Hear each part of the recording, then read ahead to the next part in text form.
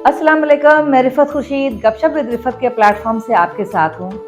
जहालत एक मकड़ी के जाले की मानद है जो कई दफ़ा आपकी खूबियों को भी अपनी कैद का पाबंद बना देती है।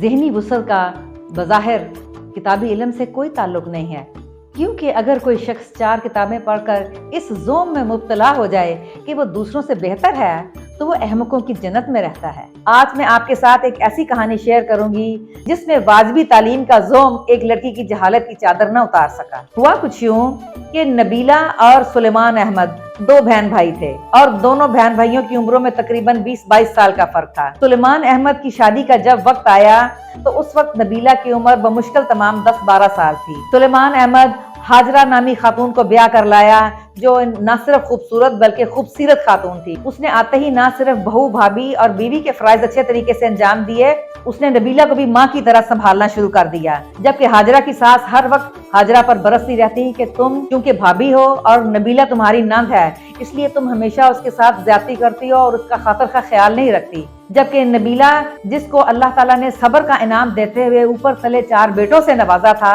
वो हमेशा अपनी तरफ से वजाहतें ही पेश करती रहती कि मैं जैसे अपने बच्चों का ख्याल रखती हूँ, ये भी मेरे लिए मेरी बेटी ही है। लेकिन उसकी बात पर कभी किसी ने कान ना धरे और नबीला ने सास बहू के इस झगड़े का हमेशा नाजायज फायदा उठाया। बहरहाल वक्त ने पलटा खाया और यूं ही नबीला ने मैट्रिक कर लिया तो उसकी शादी अपने वालिद साहब के दोस्त के बेटे के साथ अंजाम पा गई। नबीला, जो कभी किसी की बात सुनने और किसी काम करने की आदी नहीं थी, ससुराल में जाते ही उसने वहां पर परेशानियों का पंडोरा बॉक्स खोल दिया। वो हर वक्त हर एक के साथ झगड़ती और हर एक में कीड़े निकालती। इस सूरत हाल से सारा खानदान हर वक्त परेशान रहता। अल्लाह ताला ने नबीला को 4 खूबसूरत बेटियां अता की, जिस पर उसकी ममता को तो तस्कीन थी, लेकिन उसका खामद और उसका ससुराल वाले हर वक्त उसे ताने देते।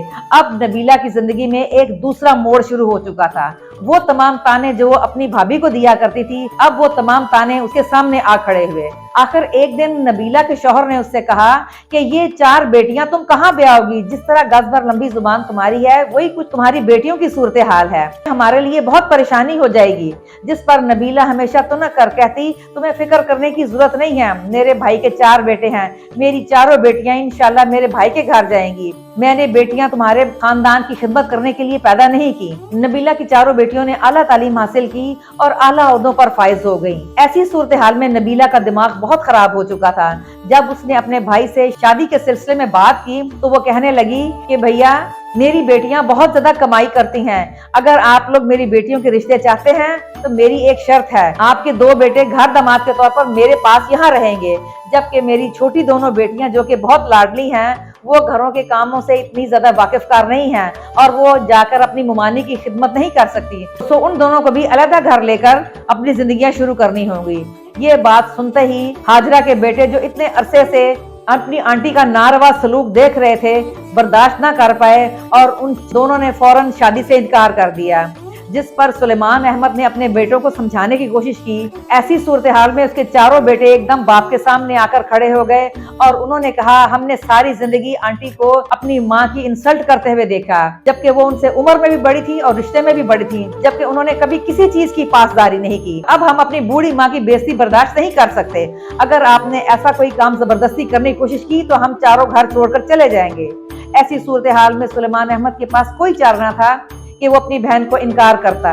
भाई के इनकार की वजह से नबीला बहुत गुस्से में आई और उसने बगैर किसी छानबीन के आने वाले एक रिश्ते में जो दोनों भाई थे वहां पर बड़ी दोनों बेटियों की शादियां कर दी। शादियों के बाद ये राज खुला कि वो दोनों लड़के कोई काम नहीं करते थे और उनकी नजरें इनकी तनख्वाहों पर थी। दोनों लड़कियों ने वहां पर 11 महीने मारे खाते और अजियतें बर्दाश्त करते हुए गुजारी। वो जैसे ही तनख्वाह लेकर आती तो उनकी सास उनसे सारे पैसे वसूल कर लेती। आखिर 11 महीनों के बाद दोनों बेटियों ने खुला के केसेस दायर किए और इस शादी के ताल्लुक से अपना दामन छुड़ाकर वापस अपनी माँ के पास आ रही। आज इस बात को 5-7 साल गुजर चुके हैं और नबीला अपनी चारों बेटियों के साथ तन्हा जिंदगी गुजार रही है, जबकि उसकी बदजुबानी और बद कलामी की वजह से खानदान में कोई शख्स उससे बात करने को तैयार नहीं है। सियाने ठीक कहते हैं कि अगर आप 2-4 किताबें हादसाती तौर पर पढ़ बैठे हैं तो उन्हें हजम करने की कोशिश कीजिए, न कि दूसरों का जीना हराम कर दें। सोचने की बात है कि क्या हमारी दादियां नानियां बहुत पढ़ी लिखी थी। वो तालीम के जेवर से नहीं, तरबियत, इखलाक, एहसास, आजी और इंकिसारी के हुनर से आरास्ता थी, और यही हुनर उन्होंने अपनी औलादों में मुंतकिल करने की कोशिश की। तरक्की के लिए मेहनत और कोशिश की जरूरत है, लेकिन कोशिश कभी किसी गधे को घोड़ा नहीं बना सकती।